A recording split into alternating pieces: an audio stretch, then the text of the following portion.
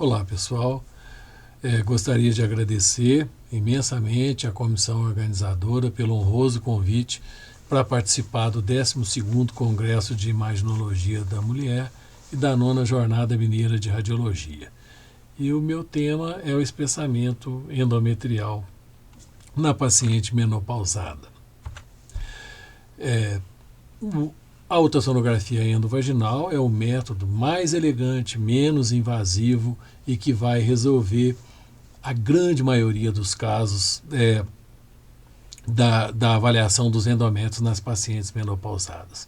Só para a gente lembrar um pouquinho da histologia, a camada subendometrial, esse miométrio basal hipoecogênico que fornece essa interface bem definida com o restante da cavidade endometrial, que pode ser também identificado, que é também bem identificado na ultrassonografia tridimensional, ele tem a mesma origem embriológica do endométrio. Ele também é de origem mideriana. Então, o câncer de endométrio ele tem uma particularidade, que ele não tem uma placa basal que impeça a invasão. O câncer de endométrio, assim como as doenças benignas, como a adenomiose, não tem uma barreira para invadir o miométrio, principalmente o miométrio basal. Então, o câncer de endométrio já nasce invasivo, e isso é importante na nossa avaliação. Lembrando que os espessamentos endometriais, muitas vezes eles são muito parecidos, muito pouco específicos, e o que vai definir o diagnóstico é o estudo histológico. Então vejam, aqui uma hiperplasia simples, aqui um endométrio normal proliferado, aqui uma hiperplasia simples, aqui uma hiperplasia com atipias. Vejam que não há nenhuma característica bem definida ao ultrassom para eu fazer o diagnóstico diferencial. Então, o padrão ouro é a avaliação histológica, a biópsia. Existem vários guidelines, esse do American College, o mais recente deles, de 2018, mostra que não vale a pena a gente avaliar a paciente menopausada que não tem sangramento. Nós vamos encontrar muitos endométrios espessados como um achado incidental de exame. E nessas situações não é necessário avaliar todos. Nós vamos individualizar de acordo com as características e os fatores de risco. Nós sabemos que é fator de risco para câncer de endométrio, na menopausa, obesidade, história familiar, exposição à radiação, iatrogênica, aquelas pacientes que usam estrogênio e tamoxifeno para o câncer de mama, que a gente vai falar um pouquinho mais a respeito disso, e nas pacientes pré-menopausas, aquelas anovulatórias crônicas. Portanto, isso deve ser individualizado. Esse trabalho de revisão nos mostra isso com clareza. A incidência de espessamentos endometriais nas pacientes menopausadas é muito alta. E o risco de malignidade é muito baixa. A grande maioria dessas alterações são pólipos. E o pólipo ele só sai com a ressecção cirúrgica pela esteroscopia. E que o risco anestésico, o risco cirúrgico desse procedimento é muito maior do que a probabilidade disso se tratar de câncer. Então a gente tem que aprender a individualizar as coisas e naqueles endométrios que não têm significado nós vamos deixá-lo em paz. Não precisamos fazer manobras invasivas. Vejam, esse estudo de revisão sistemática e meta-análise nos mostra exatamente isso. O uso da espessura endometrial como teste de screening para câncer de endométrio em mulheres menopausadas assintomáticas não se justifica. Voltando ao American College, nós sabemos que o ultrassom é apropriado para avaliar aquela paciente menopausada com sangramento. É o exame de escolha e é o que vai resolver a maioria dos casos. Um endométrio fino, ele vai ter um valor preditivo negativo de 99% para afastar a possibilidade de câncer. Mas isso só é válido se nós conseguirmos identificar adequadamente o endométrio. Aquele endométrio que a gente não consegue avaliar ele em toda a sua extensão, ou aquela paciente que apresenta sangramento persistente, ou o endométrio espessado, ele tem que ser investigado.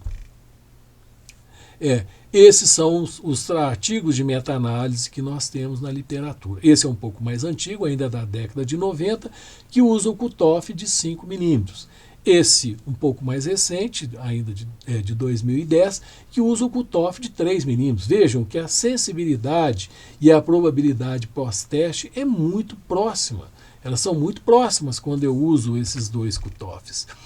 Esse outro trabalho de meta-análise, comparando o cutoff de 5 e 4 milímetros, mostrou que a gente usar a espessura menor ou igual a 5 milímetros é segura para a gente avaliar, afastar a possibilidade de câncer de endométrio.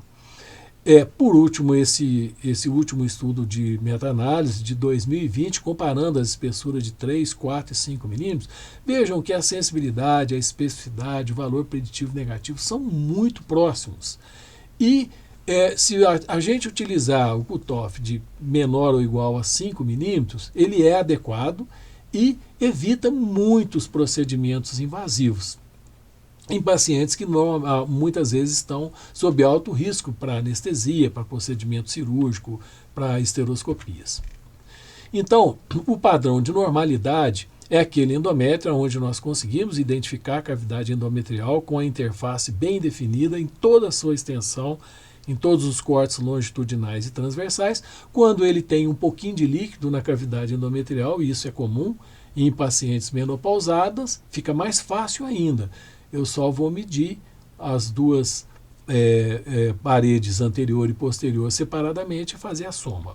O valor é o mesmo. Nós vamos ter muitas dificuldades, às vezes, em avaliar a cavidade endometrial em pacientes portadores de adenomiose.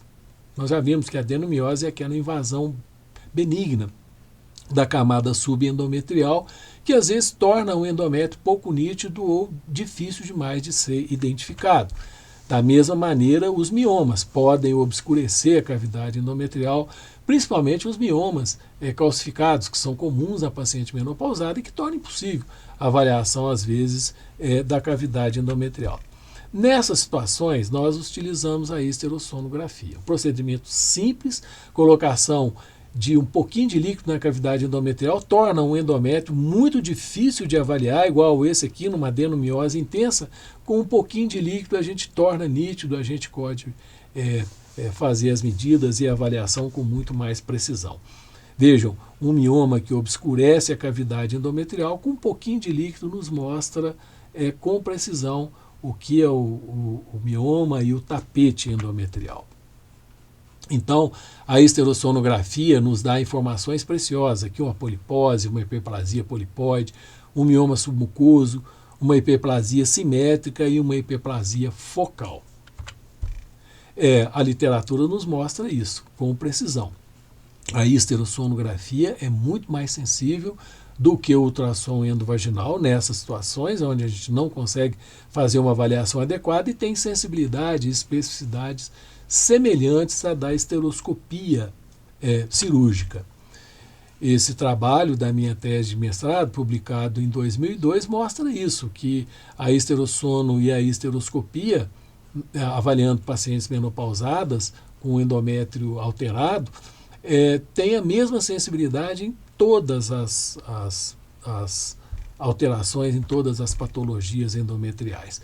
E a maioria desses espessamentos endometriais em pacientes assintomáticas são benignos. O pólipo é o mais comum. Então vamos falar um pouquinho do pólipo endometrial.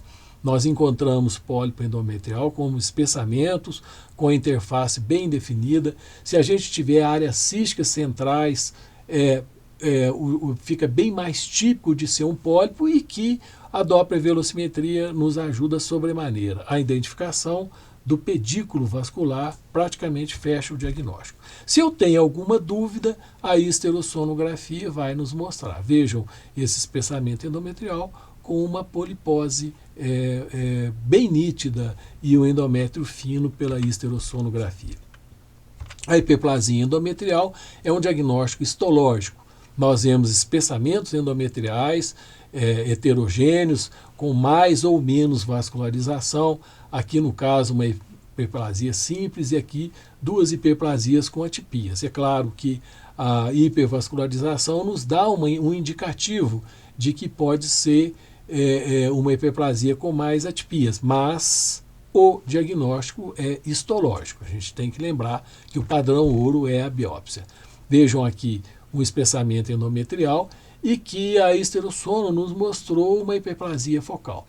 Nessas situações, o mais indicado é fazer uma esteroscopia com biópsia dirigida, que é o padrão ouro, porque eu posso pegar como fragmento uma área de endométrio normal. A atrofia é comum na paciente menopausada. Nós frequentemente pegamos endométrios com espessuras acima de 5 milímetros nessas pacientes. Muitas vezes essas pacientes podem sangrar, principalmente quando tem essas atrofias císticas com espessamentos maiores, mas que obviamente o diagnóstico foi feito pela biópsia, pela histologia. Vale a pena falar um pouquinho do tamoxifeno, que é utilizado como um antiestrogênico no câncer de mama, e a gente sabe que a incidência de câncer de mama tem aumentado muito e que o tamoxifeno ele pode ter um efeito agonista, principalmente no endométrio, quando essa paciente tem muito receptor TAF2. Então ele atua no endométrio e na camada juncional desse endométrio. Estimula o aparecimento de doenças e reativação de focos de adenomiose. Então, as patologias endometriais até quase 4 vezes maior nas usuárias de tamoxifeno do que na população normal e mais acentuadamente ainda naquelas pacientes que têm sangramento. O pólipo é o mais comum. Então, como aumenta muito a probabilidade de doenças benignas nessas pacientes usuárias de tamoxifeno, a regra é a mesma e vale como se a paciente na pós-menopausa comum. Não vale a pena investigar essas pacientes que não apresentem sangramento vaginal, porque nós vamos encontrar uma quantidade muito grande, cerca de 1/3 dessas pacientes têm espessamentos endometriais. E aumentar muito a probabilidade da gente indicar um procedimento invasivo. Então, aqui os pólipos endometriais, normalmente eles têm essas áreas císticas, aqui uma hiperplasia, que foi, obviamente, o diagnóstico histológico, aqui uma atrofia cística, uma reativação de focos de adenomiose. Vejam que o tamoxifeno, às vezes, ele nos dá essas figuras bizarras, né? E que vale a pena investigar apenas aquelas que têm sangramento. Porque o grande problema é o câncer de endométrio. É o 6º tipo de câncer mais comum no mundo em mulheres, com uma frequência cada vez maior. Aqui no Brasil, quase 10 mulheres por cada 100 mil por ano. Então, uma incidência bastante aumentando, né? Esse artigo de revisão sistemática do JAMA, recente agora de 2018, mostra o que a gente já sabe. A grande maioria dessas pacientes tem sangramento vaginal. E das pacientes que têm sangramento vaginal na menopausa, cerca de 10% só vão ter câncer. E que o estadiamento é muito importante para a preparação cirúrgica dessas pacientes e com relação ao prognóstico. Nós temos 2 tipos de câncer de endométrio. Aquele tipo 1, que é o mais frequente, que ele se origina no endométrio hiperplásico, com estímulo estrogênico persistente, o adenocarcinoma é o mais comum, mas nós temos aqueles tipo 2, que são mais raros, mas que são muito mais agressivos. O tipo histológico é diferente e eles não se originam do endométrio hiperplásico, eles podem se originar do endométrio atrófico. E como eles são pouco diferenciados, eles podem não se parecer com o endométrio. Então, às vezes, eu não tenho paciente com câncer, principalmente nesses mais agressivos, eu não tenho espessamento endometrial. A massa tumoral ela não se parece nada com o endométrio. E, como nós já dissemos, o estadiamento é importantíssimo. Nos estadios 1 do câncer, de endométrio, o tratamento é bem mais tranquilo, é esterectomia simples. Nos estadios mais avançados, essas pacientes vão precisar ser submetidas a panesterectomia com linfadenectomia paraórtica e quimioterapia pós-operatória. Então, é uma diferença muito grande o preparo pré-cirúrgico dessas pacientes. O ultrassom, ele pode ser utilizado no estadiamento, principalmente nesses cânceres iniciais, de uma maneira muito simples. Esse trabalho de revisão sistemática, de meta-análise, ele utiliza os critérios de Gordon e os critérios de Carson, que na verdade eles são a mesma coisa. O que é que eu vou fazer? Eu vou medir o diâmetro antero-posterior do útero e o diâmetro antero-posterior do endométrio. Esse é o critério de Carson. E o critério de Gordon, que é a mesma coisa, eu divido o útero no meio e meço da metade para cá e o restante da espessura do endométrio. Quando você tem essa proporção maior do que 5%, isso é um indicativo que essa paciente já está acima do estadio 1. Um estadio mais avançado. Essa é uma maneira simples e que tem uma sensibilidade e uma especificidade medianas. Por quê? Nos estadios mais avançados, o ultrassom tem muita dificuldade para detectar as adenopatias e muitas vezes não são procuradas as metástases à distância. Outra coisa muito importante que a gente tem que avaliar na paciente com suspeita de câncer é a invasão cervical. Ela é frequente e ela muda o prognóstico. Quando há invasão cervical, essa paciente passa automaticamente para o estadio 2. Então a gente tem que avaliar o canal endocervical, o eco glandular, que ele fica perdido, muitas vezes grandes massas tumorais hipervascularizadas no colo. Então não devemos esquecer de avaliação do colo. Esse estudo do ultrassom do obstétrico ginecólogo, um estudo prospectivo com um grande número de mulheres utilizando os critérios de dieta para a classificação do câncer de endométrio, mostrou para a gente o seguinte, que felizmente a maioria dos cânceres eles estão em estadios iniciais e são bem diferenciados. O tratamento é mais simples e esses tumores são classificados como baixo risco. Nós devemos diferenciar dos tumores de alto risco. E os principais discriminadores desses critérios de alto risco é quando nós temos uma espessura maior do que 15 milímetros, ou um volume de tumor maior. Quando nós temos a perda da interface endométrio-miométrio, quando nós temos o endométrio heterogêneo, sem áreas císticas, associado ao score Doppler, onde a gente tem ausência de vasos, poucos vasos, moderados e muitos vasos. Quer dizer, é um critério subjetivo, mas é bastante útil quando associado com as outras situações. Então, aqui alguns casos rápidos, um estadio 1A, um endométrio com uma espessura menor do que 15 milímetros. Aqui um estadio 1B, onde a gente vê que o diâmetro antero-posterior em relação ao diâmetro do útero do endométrio é mais do que 50%, com score vascular moderado. Aqui é um câncer com o diâmetro antero-posterior do endométrio menor do que o diâmetro antero-posterior do útero, mas que já havia uma massa tumoral e extensão para o colo. Então aqui já mudou o prognóstico, já mudou o estadiamento. Invadiu o colo, estadio 2. Aqui um estadio 3A, aonde a gente vê que parte do tumor ele alcança a serosa. Ele alcançou a serosa, não tem mais miométrio, capa miometrial aqui, o estadio 3A. Aqui um estadio 3B, aonde a gente vê uma invasão do paramétrio, a massa tumoral aqui, um endométrio bastante espessado, mas uma invasão parametrial. Aqui nós temos um estadio 4A, vejam, a massa tumoral invadindo um pouquinho do paramétrio e a invasão da parede anterior da bexiga. E aqui um estadio 4B, onde nós temos uma metástase à distância, uma metástase hepática e um linfonodo acometido no canal inguinal. nós temos que lembrar que naqueles cânceres mais indiferenciados, nós não identificamos muitas vezes o endométrio. Então, a cavidade endometrial, essa massa heterogênea, que o endométrio se perde aqui no meio, muitas vezes se trata de cânceres mais invasivos, mais agressivos, e que eu simplesmente não consigo medir o endométrio na área tumoral.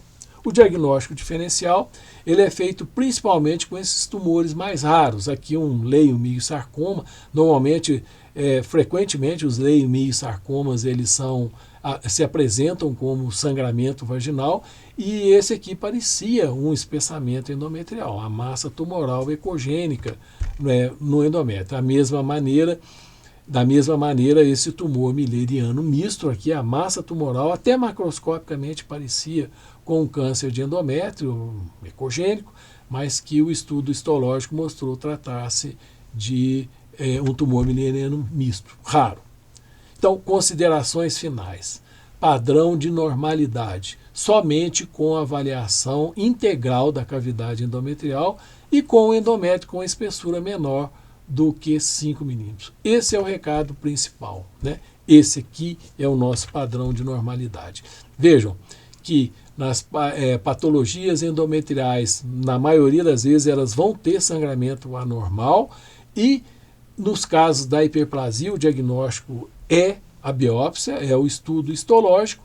No câncer, também o estudo histológico deve ser feito, e lembrar que nem sempre nós vamos ter espessamento endometrial nas pacientes menopausadas com sangramento. O endométrio se perde e isso pode se tratar de um câncer. Obrigado a todos pela atenção. Esse aqui é o meu e-mail e à disposição de vocês para contato. Mais uma vez, agradecer à comissão organizadora pelo honroso convite.